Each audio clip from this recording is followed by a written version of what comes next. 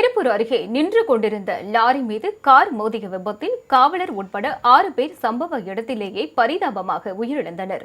திருப்பூர் மாவட்டம் வெள்ளக்கோவில் அடுத்த குமாரவலசு பிரிவு அருகே உள்ள சோதனைச்சாவடி அருகில் சவுக்கு கட்டை ஏற்றி வந்த லாரி தடுப்புச் சுவர் மீது மோதியது. இதனை அடுத்து லாரியை சற்று தூரம் தள்ளி நிறுத்திவிட்டு லாரி ஓட்டுநரும் அங்கு பணியில் இருந்த காவலர் ரவிக்குமார் என்பவரும் அதை சரி செய்யும் பணியில் ஈடுபட்டனர். அப்போது அதே திசையில் வேகமாக வந்த கார் லாரி மீது மோதியது.